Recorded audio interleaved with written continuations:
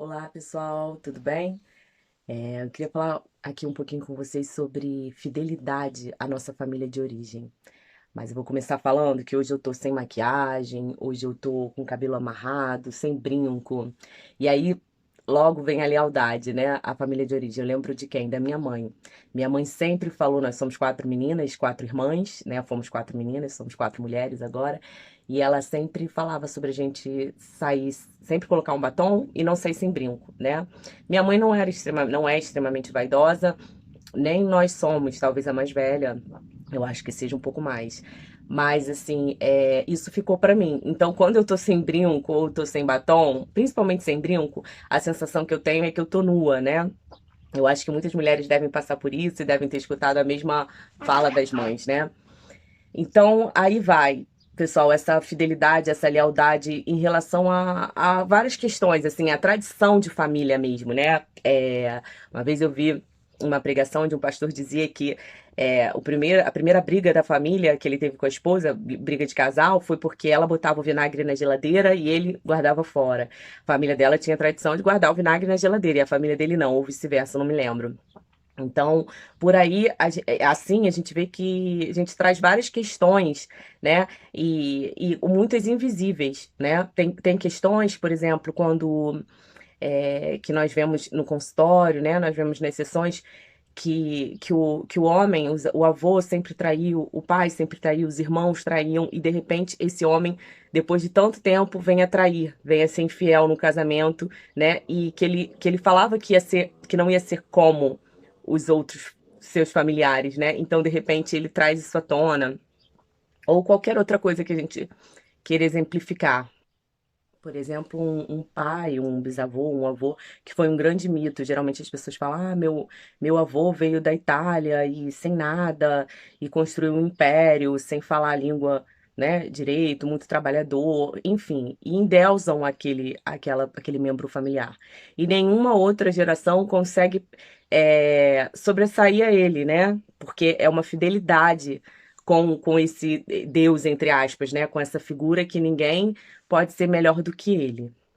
Aí nós podemos ver que toda infidelidade, né, com o parceiro, por exemplo, no casamento, é uma fidelidade com a família de origem, né? Por exemplo, se esse homem viu o avô, o pai sempre atrair os irmãos, né? E ele falou que não iria fazer, mas num determinado momento ele fez.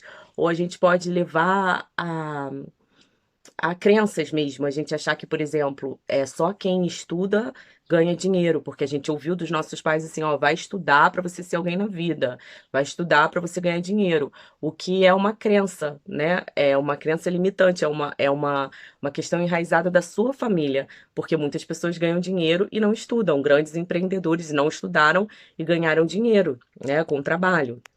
Então, assim vai, por exemplo, em relação à mulher, qualquer coisa que vem enraizado na nossa família. Então, ou a gente obedece, né? Ou a gente fica naquela posição de fracasso, né? Ah, porque se o meu pai falou que só ganha dinheiro quem estuda e eu não estudo, eu fico naquela posição de não prosperar, né? Ou você adoece, né? Adoece porque não dá conta daquilo, né? Adoece porque não consegue, não se sente pertencente, né? E acaba adoecendo com isso. Para isso, a gente precisa olhar para dentro, a gente precisa entender, aceitar a nossa família, entender que fazemos parte, que somos, que pertencemos, que somos parecidos, que somos iguais. E cada vez que a gente olhar e se igualar com a nossa família, a gente se difere dela. A gente entende de onde a gente vem, mas a gente se vê como um ser individual que vai trilhar a sua história, né? Que muitas vezes você vai ter que lutar contra essas vozes, assim, né, internas que estão dentro de você. Mas a partir do momento que você não reluta, não sou como, não sou igual, por exemplo, se a sua mãe tem um gênio forte e você tem também, mas aí você luta para dizer que você não tem, mas isso está dentro de você, é por algum motivo. A partir do momento que você olha, e você vê, e você entende, né? Você tem um controle sobre isso. Você entende a sua história e o controle passa a ser seu. Então, por isso É importante esse mergulho interno do autoconhecimento, né? A aceitação da sua família, você se sentir pertencente, mas não a qualquer custo, não pagar qualquer preço para para se sentir pertencente, né? Porque isso alimenta mitos na nossa família, né? Mitos que a gente elege, que a gente sustenta. E o sintoma, né, de um paciente, ele existe para segurar o mito, né?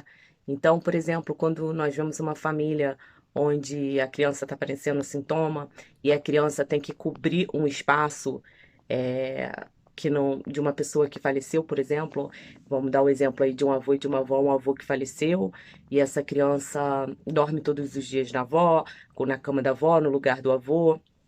Essa criança, ela tem que cumprir aquele papel ali de parceiro, né? De companhia. E muitas vezes ela não vai dar conta disso. Ela não vai dar conta. E esses pais, muitas vezes, não têm voz, não têm fala. Por quê? Porque a avó tem a questão do dinheiro, né? Então, quando, quando isso acontece numa família, o dinheiro fala muito alto, né?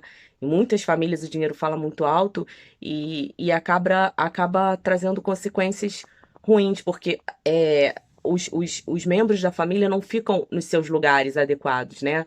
No caso, a mãe, que precisa, os pais, né? O pai e a mãe que precisam olhar por esse menino, ver o que está acontecendo, mas a avó passa na frente porque ela tem a questão financeira.